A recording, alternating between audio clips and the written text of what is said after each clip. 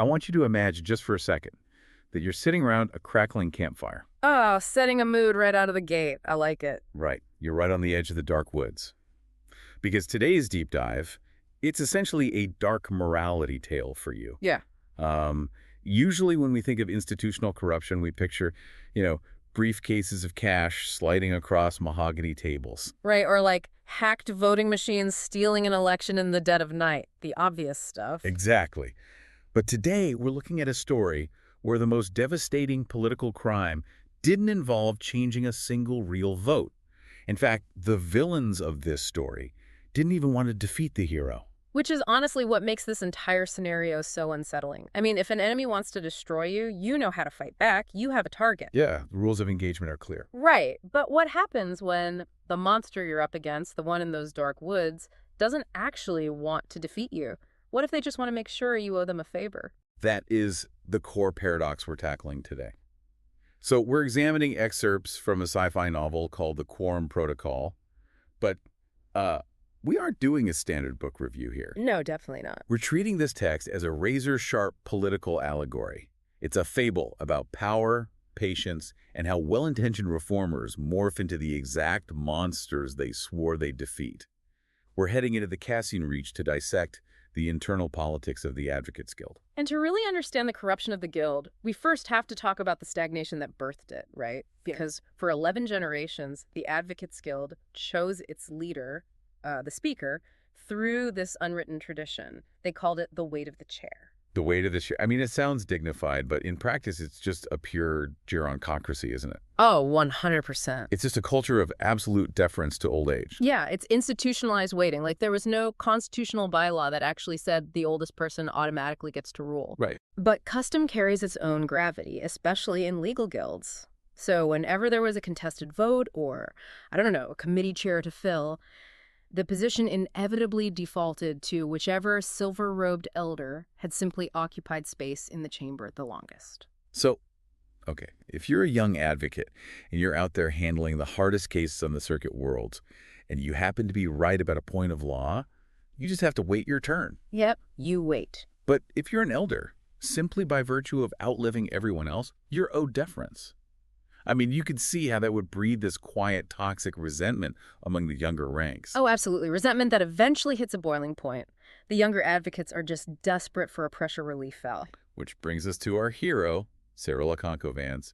She is that pressure relief valve. Yeah. Cyril is 41 years old, which, in the eyes of the elders, makes her practically an infant. Basically a toddler in their eyes, yeah. Right. She's an outsider from a distant, totally unglamorous circuit world called Brave. And on paper, she's the perfect knight. She has the highest case resolution rate in the entire Reach. 14 years, 0 disciplinary findings. It's wild. She processes a caseload that would literally break 3 normal advocates. Yeah, she's superhuman. But more importantly, she is mathematically unstoppable. The circuit advocates are so fatigued by all the elder stagnation that they rally behind Cyril with just unprecedented unity. I mean, even the elders' internal polling confirms they can't beat her. Wow. She's going to win the next speakership, and she's going to clean house. But waiting in the shadows of this crumbling institution is a very different kind of threat. So, sticking with our campfire theme, think about a classic mythical dragon. A dragon normally hoards gold, right? Or terrorizes villages. Sure. But the dragon in this story hoards boring administrative committee seats. That is actually the perfect metaphor for the group they call the Undercurrent. Because they're a secret cabal, but they didn't start out as villains at all. They were just frustrated kids, right? Exactly. 22 years prior to Cyril's run, they were just a tiny study group. 6 angry junior advocates drinking in a transit station bar. They had just watched a brilliant peer get publicly humiliated by a tribunal, literally just because an elder found their tone impertinent. Ugh, that's infuriating. Right. And one of those juniors, this 29-year-old named Halvor Ije, he has this epiphany that basically becomes the DNA of the Undercurrent. He realizes they keep losing not because their legal arguments are wrong, but because the elders own the machinery that decides who is allowed to be right. So Halvor and his peers make this generational pivot. They decide to just stop waiting for permission from the old guard. Exactly. And more importantly, they realize the elders are way too proud to bother with the tedious, unglamorous plumbing of the guild. So the Undercurrent just starts infiltrating procurement boards, IT subcommittees, clerking pools, scheduling offices. They build this invisible empire out of the bureaucracy that the elders thought was beneath them. Which brings us to their problem with Cyril. Right, because they know they can't stop her. Yeah, they know they can't stop her from winning the election. She's too popular. Yeah. So their strategy shifts. They don't ask, how do we beat her? They ask, how do we own the victory that she's going to win anyway? They need a hook into her administration. And to lay that trap, they use the exact boring machinery we just talked about. Enter Dessa Imril. Yes, Dessa. She's 34, and she manages vote systems procurement for the Electoral Directorate. And over 11 months, Dessa slowly, deliberately steers this massive election contract to a vendor called Quorum Tech Solutions. Okay, wait. I have to challenge the feasibility of this for a second. Because from the text, Quorum Tech isn't some elite cybersecurity contractor. No, not at all. They're operating out of a leased mezzanine on Carson Stiashi with like 4 desks and a single server rack. The founder, Ren Tobar, can barely make payroll. So how does Dessa steer a multiplanetary government contract to a tiny illiterate firm without triggering massive red flags? It comes down to the dark arts of procurement manipulation. She doesn't just hand them the contract. She rewrites the request for proposal, the RFP, to be hyper-specific. Oh, so she rigs the requirement. Exactly. She adds these arbitrary technical requirements that larger, competent firms just won't bother accommodating for the low price point. And while doing that, she quietly strips away the mandatory stress testing clauses. She essentially builds a door that only Quorum Tech can walk through. And she chooses them specifically because they're incompetent? Yes. She needs a vendor that's too understaffed and too financially desperate to ask hard questions. Quorum Tech is just so grateful for the lifeline that they cut corners everywhere. Crucially, they have this unsupervised systems architect named Boro Cattell. Right, Boro. Dessa ensures that Boro's high-level back-end access credentials are never formally revoked after the initial testing phase. So the trap is perfectly set. The election kicks off. And the result is an absolute catastrophic disaster, though, ironically, entirely unintentional on Quorum Tech's part. Yeah, they didn't mean to break it. No, but when 80,000 advocates across 9 worlds log in to cast their ballots, the infrastructure just completely collapses under the weight of honest, normal traffic. The bottleneck happens at the neural authentication layer. This is the system that confirms a voter's identity and generates a secure, time-stamped digital token for their ballot. It just completely buckles. So think about the real-world frustration of a system crash. Right? But scale that up to the disenfranchisement of an entire profession. Yeah. Like, consider Toma Beck. He's an innocent probate specialist, an old colleague of Cyril's. Oh, that scene is so frustrating to read. It really is. Yeah. The text notes he spends 4 hours in a clinic waiting room between shifts, just staring at a device with a dying battery trying to log in. The system keeps generating these identity tokens that expire before the ballot can actually load. Tens of thousands of advocates are silently logged out because the vendor's infrastructure is garbage. It's mass disenfranchisement through sheer incompetence. But here's the thing. The undercurrent hasn't actually done anything to the live vote at this point. No. But the public relations panic that follows is the catalyst for the entire crime. Over at Quorum Tech's tiny office, they realize they're about to lose everything. So this 24-year-old junior clerk named Ilsa Farrow is shoved in front of a live media feed with zero preparation. And no real data. And she just panics. To save her company from a massive breach of contract lawsuit, she can't admit their servers just melted down, so she looks right at the camera and blames the rolling outages on a coordinated intrusion. Yep. She claims they're under a cyber attack. It's a total fabrication born out of corporate terror. But consider what she just did for the bad guys. A panicked clerk accidentally went on live television and handed the undercurrent an airtight, independent cover story for a crime they haven't even committed yet. It's almost funny how perfectly it works out for them. So the public thinks it's a cyber attack, and the furious old guard, these elders like Corvin Thale and Mishak Odaya, they insist the election was rigged to suppress the voters. They're demanding forensic audits. But the reality is much stranger, because despite the massive outages, Sorrell still wins by a massive 19-point landslide. The remaining voters overwhelmingly chose her. She won fair and square. The circuit advocates truly wanted her in the chair. Which brings us to the real centerpiece of this deep dive, the quorum protocol itself. If Sorrell won legitimately, what is the undercurrent actually doing in the background? Because we know they didn't hack the live feed to change real votes. No, changing real votes is incredibly risky. It leaves a forensic footprint, and if you're caught, it means disbarment and prison. The Undercurrent's crime is far more insidious. They didn't alter reality. They manufactured a flawless historical fiction. A shadow ledger. Exactly. It involves a highly sophisticated forgery to build this shadow ledger. This is the part that completely fascinated me. Because instead of hacking the live vote, Borokatel, that architect who kept his unsupervised access, he waits for the exact moment when Sorel's victory becomes mathematically guaranteed in the real public tally. And then what does he do? He executes a fork. In cryptographic terms, he clones the entire true, secure ledger of votes and copies it into a completely private, isolated server space. So he now has a sandbox replica of the real election. Precisely. And inside that private clone, and only in the clone, they begin to rewrite the math backward. Wow. They adjust the tallies to make it look like Cyril's legitimate 19-point landslide was actually a desperate fraud. They manipulate the numbers in this fake ledger to show that she was secretly losing and that her victory was artificially inflated from a contestable 2-point margin. But, I mean, anyone can type fake numbers into a spreadsheet, right? Yeah.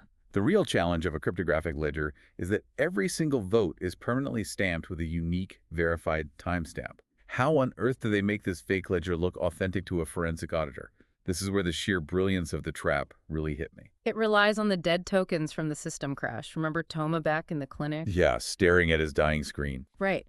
When his login failed, the system still authenticated his identity and generated a cryptographic timestamp signature before it timed out.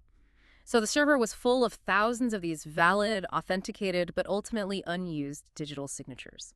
Okay, it's like breaking into a bank and finding thousands of blank checks that have already been legally signed by the bank manager. That is a phenomenal way to visualize it, yes.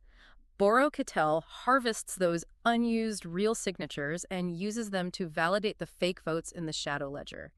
Every forged line of code is mapped to a minute where the real public system was heavily documented as malfunctioning. Oh, that's so evil. So if an auditor eventually looks at this fake ledger and asks, why is there an anomaly at 12:47 a.m., they'll cross-reference it with the public record, which screams, yes, there was a massive cyber attack at 12:47 a.m. So they blended the lie perfectly into the real documented chaos that Il Cifero accidentally provided for them. And then finally, they encrypt this masterpiece of forgery, seal it, and lock it away. They manufactured mathematically perfect evidence of a crime that reality had made completely unnecessary. Just to hold it over her head. As Halvar Aihi famously justifies it, he says, "A speaker who knows she owes us nothing is a speaker we cannot survive. Like, they don't need to steal the election. They just need her to believe they rigged it for her, or at least that they possess the evidence to convince the galaxy she didn't win cleanly." So they have this forged shard, this poisoned apple. But the delivery of this threat highlights the true decay of the undercurrent. I mean, you'd think Halvar would just hand it to her in a dark room. Instead, the shard leaks out through the whisper market. Let's break down the whisper market for a second, because that's fascinating. It operates like a decentralized, unregulated exchange for leverage, right? Pretty much. It's where blackmail, corporate secrets, and political favors are traded in the shadows using deniable data drops and transit hubs. And the person who leaks the forged ledger into this market is actually a rogue mid-level clerk within the undercurrent. She goes by the alias Tallyman. Her real name is Ins Fadrel. She manages to secure a copy of the shadow ledger and just decides to sell it to the highest bidder for personal gain. The irony there is suffocating.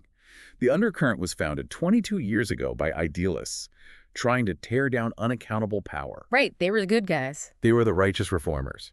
And 2 decades later, they are so entrenched in the shadows that their own operatives are monetizing blackmail material just to settle personal debts. They've just become a syndicate. It is the inevitable life cycle of an unchecked cabal. They transition from reformers to power brokers. So Tallyman eventually meets a mysterious buyer in a transit concourse. But this buyer has a very specific demand. They want Sorel to receive the shard immediately. They want to test her psychological resilience now, rather than deploying the threat 6 years down the line. So an anonymous encrypted data shard simply arrives on Sorel's desk. And for 11 agonizing months, she governs in a state of quiet paranoia, just analyzing this flawless evidence that suggests her entire mandate is a fraud. And then the inevitable confrontation occurs. Halvar Aihi formally requests a private meeting in her office. And he does the unthinkable, he confesses. He lays it all out. He lays out the entire plot. The Quorum tech manipulation, the dead tokens, the shadow ledger, all of it. He completely demystifies the magic trick. Which feels entirely counterintuitive to me. Like, if you are blackmailing someone, with an unfalsifiable lie. Why would you admit it's a lie? Mm. Doesn't exposing the fabrication ruin the leverage? She now knows she won fairly. You might assume that, but psychologically, telling the truth is the ultimate induction technique. Think about her mental state for those 11 months. She was isolated, guessing, wondering if her mandate was even real. By confessing, Halvor replaces her uncertainty with terrifying clarity. Wow. She now knows for an absolute fact that a highly organized cabal exists within her walls. But more importantly, she knows they hold a weapon that is permanently unfalsifiable. Because even if she shouts from the rooftops that the ledger is fake, the cryptography says it's real, and the public already believes there was a cyber attack. Exactly. By telling her the truth, Halvor doesn't weaken the threat. He crystallizes it. He forces her to acknowledge the reality of the game she is now trapped in. So we reach the darkest chapter of this campfire tale. Because Sorella Conco-Vance, our perfect knight, the woman with zero disciplinary findings who was going to break the gerontocracy, she just capitulates. She swallows the poison. And it's never a dramatic, sudden collapse either. It is the slow, creeping poison of compromise. Because Halvor's genius is his restraint. He doesn't ask for sweeping policy changes at first, but in her 3rd year in the chair, the first ask arrives. Just a little favor. Right. A reform bill crosses her desk that would mandate real-time, aggressive forensic auditing of all future vote vendors. A bill that would permanently prevent another Quorum tech disaster. And Halvor Strimi schedules a meeting. He gently notes that if this bill passes, it will trigger retrospective audits that might unearth the shadow ledger during a highly publicized controversy. He doesn't even really threaten her, he just points out the risk. So Sorel quietly maneuvers to kill the bill. It dies a silent death in committee, and its sponsor never understands why. Ugh. Then we get the second ask. A legitimate disciplinary complaint is filed against a mid-level clerk who noticed irregular server access logs from Borocatel during that fateful election cycle. Which is a huge loose end. A massive loose end. Because if that complaint goes to a tribunal, it leads investigators straight to the undercurrent. So Halvor asks Sorel to make the complaint disappear. And she does. She buries it using a procedural technicality. She uses the very administrative machinery she was elected to reform to protect the people who corrupted it. I have to pause here, though, because this is where my frustration just peaked. Why wouldn't a brilliant, principled advocate like Sorel just blow the whistle? He's hard to read, yeah. Why not step up to the podium, hold up the data shard, and declare, hey, this shadow group is trying to blackmail me with a forged ledger, but I won fair and square.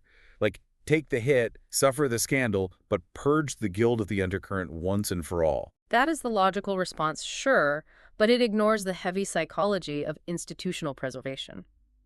Sorel convinces herself that going public would completely shatter the guild's fragile legitimacy. I mean, the guild is finally healing after generations of the elders' stagnation. She genuinely believes that a scandal of this magnitude, proof of forged elections and secret cabals, it would cause the circuit worlds to lose all faith in the legal system. She adopts the mentality that the institution is just too big to fail. Yes. She tells herself that refusing Halvor would cost the guild more than complying, so she commits immoral acts to protect the perceived morality of the institution. And the tragedy is, every time she complies, she justifies it as a necessary evil for the greater good, until eventually the justification fades and the corruption just becomes an administrative routine. Right. And by her 7th year, the dynamic is completely inverted. She isn't even waiting for Halvor to knock on her door. She is proactively anticipating the undercurrent's needs. Doing their work for them. Yeah. She's quietly adjusting subcommittees and protecting their exposure before they even ask. She's gone from a hostage to a load-bearing pillar of the corruption. Which brings us to the chilling epilogue of the book. We skip forward to Sorel's final year in the chair, and the cycle is about to repeat. Her successor is lined up, a 36-year-old, brilliant, impatient outsider named Priya Wenaster. Priya is the new pressure relief valve. She is mathematically guaranteed to win clean by a massive margin. She's the squeaky clean knight. She is exactly who Sorel used to be. And the final scene takes place in a closed, secure room. Halvor Ije is gone by now, but his successors in the undercurrent are sitting across from Sorel. They're discussing Priya's inevitable victory, and it is Sorel, our former hero, who delivers the fatal line. She says she'll win clean, but a speaker who wins clean owes this caucus nothing. It gave me chills. It is Sorel who authorizes the architectural plans for a new trap. She signs off on building fresh leverage to blackmail Priya, using the exact same twisted logic the undercurrent used on her decades earlier. She literally says, I'd rather she owe us something before she finds out what the chair actually costs. She spent her entire career fighting the monster in the bureaucracy, only to realize she had simply taken its place. So when we pull back from the Cassian Reach and look at the legacy of Sorella Concovance, the irony is just devastating. History remembers her tenure as a golden age. Like, she is recorded as the fairest and most reformative speaker in a century. She brought in record investments. She tightened disciplinary standards. She finally broke that toxic deference culture of the elders. On paper, her administration was a triumph. But the dark truth of this allegory is that the weight of the chair didn't vanish. The corruption didn't disappear, it just adapted. It migrated from the public arrogance of the old guard into the quiet, deniable shadows of the bureaucracy. The public assumes that reform is a clean, deliberate process. They never see the grueling, unethical compromises made in the dark to sustain the illusion of progress. And that is the final provocative thought I want to leave you with today as we let this campfire burn out. When you look at the real-world institutions around you, your local governments, massive corporate structures, or professional organizations, think about the clean, deliberate reforms that we celebrate in the headlines.